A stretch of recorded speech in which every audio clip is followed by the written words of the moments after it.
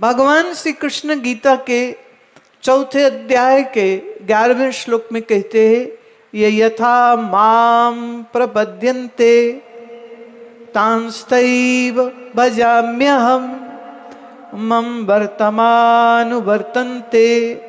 मनुष्याः पार्थ सर्वशः। भगवान कहते हैं, हे पार्थ, पार्थ मतलब पृथानंदन। पृथानंदन, पृथा कौन है? इनकी माँ। ये देखिए, श्री कृष्ण सम्मान पहले किसको दे रहे हैं? अर्जुन की माता को। हे पृथानंदन, इस बात को जान कि जो मेरी शरण में आ जाता है, ये यथा माम प्रपद्यन्ते, जो मेरी शरण में आ जाता है, अहम तान तथा एव भजामि, और जो अपना मन मेरे समर्पित कर देता है, जिसके मन में सुमिरन है, जिसके मन में मेरा भजन चलता है, ऐसे व्यक्ति को मनुष्याः सर्वशः मम, ऐसे तमाम उन सब मनुष्यों का जो मेरे इस मार्ग का पालन करते हैं। कौन सा मार्ग? वर्तस् अनुवर्तन्ते, किस मार्ग का? ज्ञान के मार्ग का जो पालन करते हैं, वो कहते हैं वो निश्चित रूप से मैं उनको आश्रय देता हूँ, निश्चित रूप से मेरी कृपा उनके ऊपर बरसती है। आम तौर पे जब आदमी किसी मंदिर जाता है, गुरुद्वारा साहब जाता है, तो हाथ जोड़ के दुनिया की चीजें मांग रहा होता है। मैं आपसे पूछती हूँ, क्या कभी आपके जीवन में ऐसा अवसर आया कि आप मंदिर गए, आप गुरुद्वारे गए, आपने हाथ जोड़े और कहा, हे प्रभु मुझे सच्चे ज्ञान की प्राप्ति हो, हे प्रभु मेरे मन में तेरा सुमिरन चले, ऐसी कृपा मुझ पर बनाइए, ऐसी बुद्धि, ऐसी शक्ति मुझे दीजिए कि मेरे ऊपर सरस्वती अर्थात ज्ञान की कृपा हो।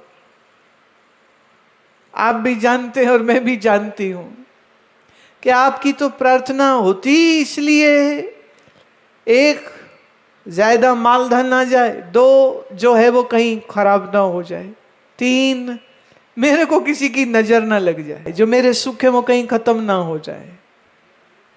इस बात को आप समझिए बहुत अच्छे से। जो आप कर्म करते हैं वो आपके जीवन का स्क्रिप्ट है, और जैसी स्क्रिप्ट होगी खेल वैसा होगा। आप शुभ कर्म करते हैं तो आपके जिंदगी की कहानी में सुख लिखे जाएंगे। आप जब पाप कर्म करेंगे, अशुभ कर्म करेंगे, तो आपके जीवन में दुख की कहानी, दुख की स्क्रिप्ट लिखी गई। ईश्वर को दोष मत दीजिएगा, आपके जीवन में सुख है तो या दुख है तो। ये एक बहुत बड़ी बात मैं कह रही हूं, आज कृपया इस बात को अच्छे से समझ लें। हम सब जो यहां मंच पे बैठा है, शरीर वो जो आप बैठे हैं, आप और हम सब लोग एक ही चीज चाहते हैं, और वो ये हमारे जीवन में आनंद बना रहे। बोलो हाँ कि ना? डू यू एग्री विद मी?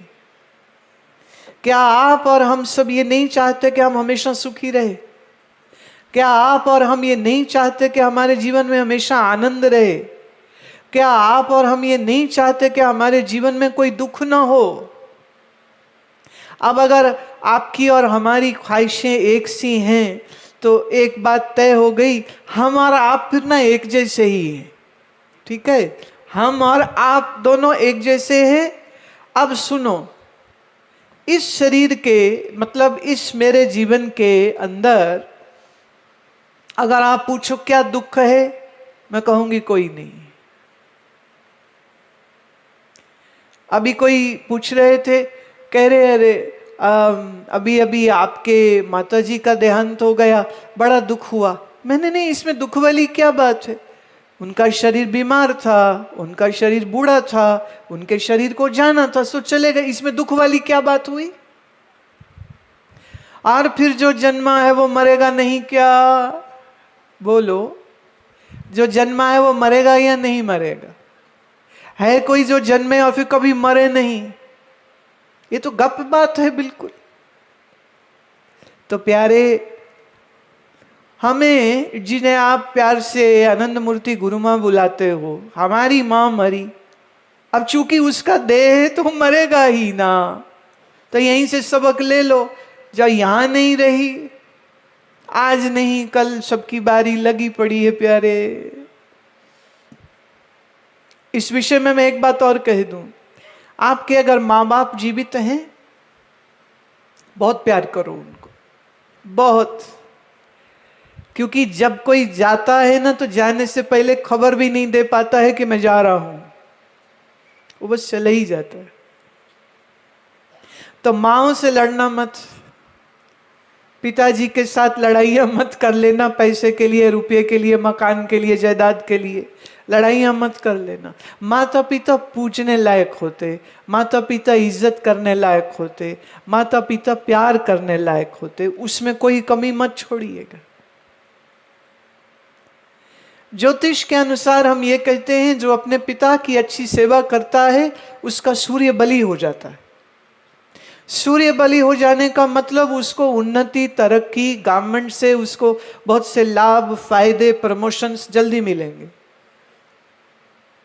ज्योतिष ये कहता है, जो अपनी माता की सेवा अच्छी करता है उसके लिए उसका चंद्रमा अनुकूल हो जाएगा। चंद्रमा अनुकूल होने का मतलब उसका मन सुखी रहेगा, उसका घर में दिल लगेगा, उसके मन में बिना कारण प्रसन्नता रहेगी।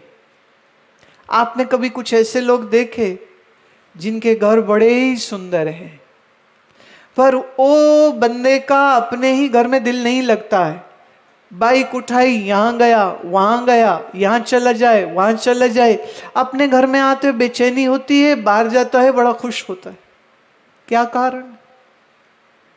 घर किस लिए बनाया था कि सुख से रहो उसमें, पर अगर अपने ही घर में सुख नहीं हो रहा है तो उसका कारण क्या? कहीं ना कहीं माता की सेवा ठीक नहीं की है तुमने, कहीं ना कहीं पिता की सेवा अच्छी नहीं करी, इसीलिए जीवन में वो उन्नति, वो प्रकाश, वो तेज नहीं आता।